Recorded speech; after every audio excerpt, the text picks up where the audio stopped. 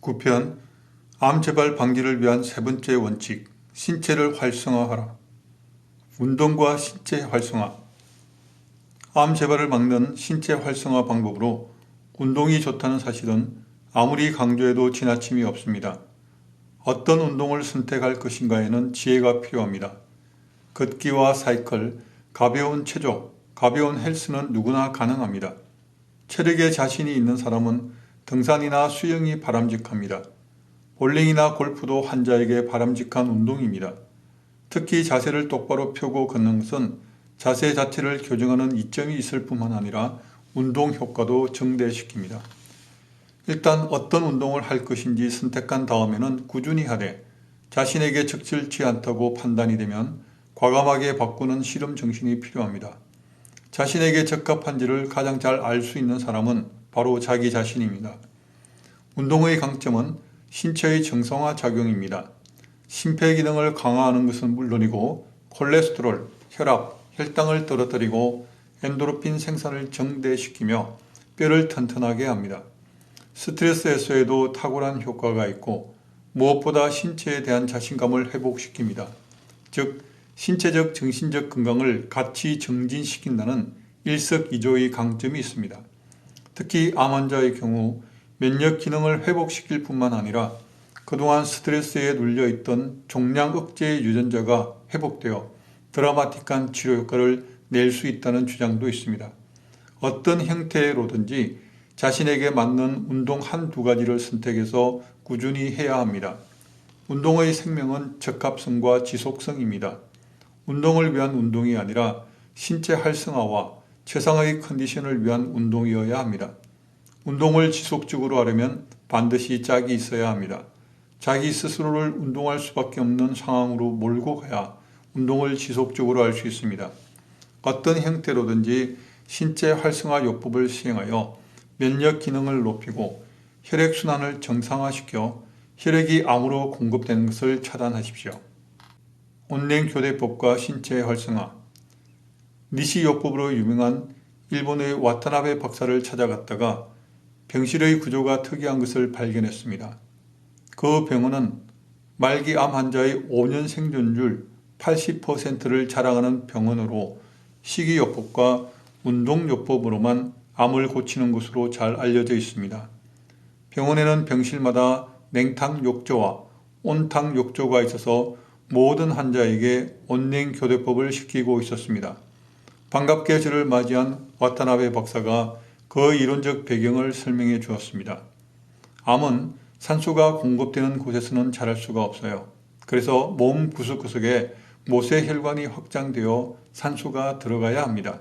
그 방법 중 가장 탁월한 것이 바로 온냉교대법입니다. 신체 활성화의 대표적인 방법이지요. 20에서 23도의 냉탕에 1분, 40에서 43도의 온탕에 1분, 이렇게 10번을 반복합니다.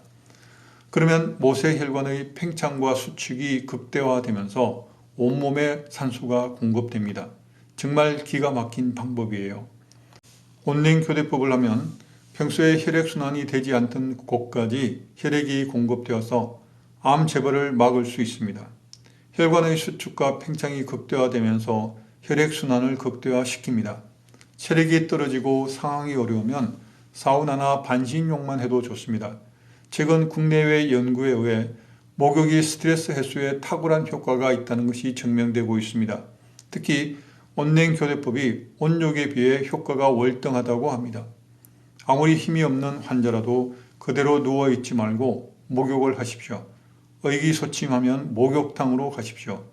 기분 전환을 위해서라도 온냉교대법을 생활화해야 합니다. 미국 예일대학 의과대학의 멜린다 어윈 박사는 1995년에서 1998년 사이에 유방암 진단을 받은 여성 933명을 2004년까지 추적 조사한 결과 이 같은 사실이 밝혀졌다고 말했습니다.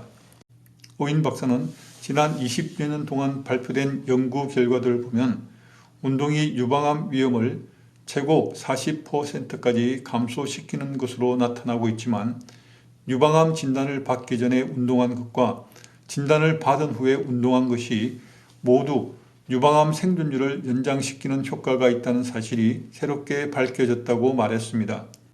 우선 유방암 진단을 받기 전에 매주 2~3시간 이상 빠른 걸음으로 걷기 운동을 한 여성은 전혀 운동을 하지 않은 여성에 비해 사망률이 평균 31% 낮았습니다. 또 유방암 진단을 받고 2년이 지난 현재 매주 2~3시간 이상 빠른 걸음으로 걷기 운동을 한 여성은 전혀 운동을 하지 않은 여성에 비해 사망률이 평균 67%나 낮았습니다. 유방암 진단을 받기 전에는 운동을 하지 않다가 진단받은 후부터 운동을 시작한 여성도 진단 전후에 운동을 하지 않은 여성보다 사망 위험률이 45% 낮았습니다. 어윈 박사는 운동이 유방암 환자의 생존율을 높이는 데만 도움이 되는 것이 아니라 암 치료에 수반될 수 있는 심혈관 질환 위험 증가도 막아줄 수 있다면서 유방암 환자는 최소한 하루 걸러 15분씩 걷기 운동을 하도록 권했습니다. 웃음요법과 신체 활성화. 웃음은 신체를 활성화시키는 내적 조깅입니다. 따라서 암 환자에게는 유쾌한 웃음을 웃을 수 있는 환경을 만들어주는 것이 필수적입니다. 젊음의 특권은 역시 웃음이 아닌가 싶습니다. 대학생을 대상으로 강의를 하다가 조금만 유머를 곁들이면 강의실은 가르르 웃음바다가 됩니다. 그것도 여학생이 많은 학과일수록 웃음이 더욱 많이 터집니다. 그야말로 웃음꽃이 핍니다. 그러나 중년층을 대상으로 건강 특강을 하면 웃는 횟수가 줄어듭니다. 웃을 수 있는 기회를 번번이 놓쳐버립니다. 웃음이 없다는 건 역시 마음의 정서가 메말랐다는 뜻이고 곧 노화 현상의 중요한 증거입니다. 웃음으로 병을 고친 유명한 예화가 있습니다. 자가 면역 질환을 앓고 있던 노만 크슨스는 한 달 동안 호텔에 들어가 코미디 프로그램을 보고 마음껏 웃은 다음 실컷 잠을 자는 자가요법으로 완치의 기쁨을 맛보았다고 합니다. 웃음은 엔도르핀의 분비를 증가시킵니다. 따라서 웃음이 고통을 잊게 한다는 말은 의학적 근거가 있는 셈입니다. 그러나 웃음의 효용은 단순히 개인적인 차원에 국한되지 않습니다.